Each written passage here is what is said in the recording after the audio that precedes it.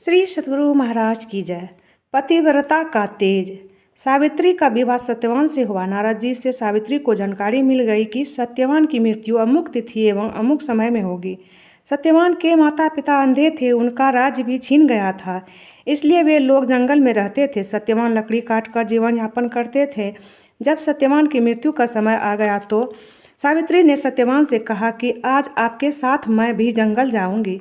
सत्यवान ने कहा, यदि तुम मेरे साथ जंगल जाना चाहती हो तो माता पिता से आज्ञा ले लो। सावित्री बड़ी नम्रता से सास ससुर से निवेदन करती है कि आज मैं भी पतिदेव के साथ जंगल देखने जाना चाहती हूँ।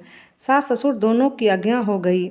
सत्यवान के साथ सावित्री भी जंगल गई। जब सत्यवान गाछ पर चढ़कर लकड़ी काटने लगे तो ऊपर से ही वे सावित्री से कहने लगे हैं कि मेरे सिर में बहुत दर्द हो रहा है।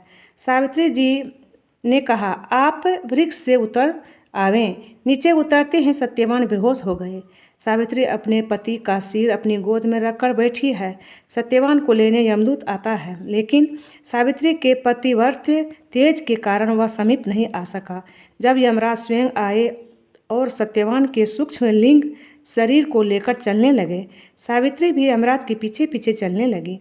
यमराज ने पूछा, तुम क्या चाहती हो? यदि कुछ वरदान मांगना हो तो मुझसे मांगो। सावित्री ने कहा, मेरे अंधे सास ससुर मेरे 100 पुत्रों को भोजन करते देखे और उनका खोया हुआ राज वापस मिल जाए। यमराज ने कहा, एवमस्तु। जब यमराज आगे बढ़े तो सावित्री फिर उसके पीछे पीछे चलने लगी। यमराज ने पूछा, तुमको मैंने वरदान दे दिया, अब क्यों मेरे पीछे आ रही हो? सावित्री ने कहा, आप तो मेरे पति को लिए जा रहे हैं, मुझे 100 पुत्र होंगे कैसे? यमराज चकित हो गए और सत्यवान के सूक्ष्म शरीर को उसके स्थूल शरीर में वापस कर दिया।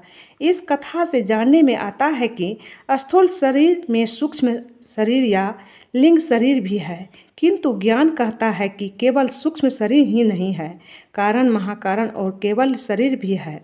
अपने कर्मानुसार यह जीवात्मा उन लोकों में जाकर दुख सुख भोगता है। एक सती स्त्री सावित्री के प्रभाव से कितना लाभ हुआ कि 100 पुत्र हुए, राजा का राज लौट आया, अंधे अंधी को फिर आंखें मिल गई।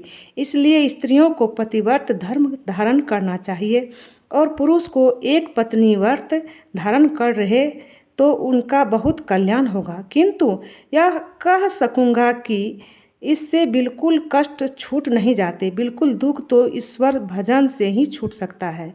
श्री सद्गुरु महाराज की जय।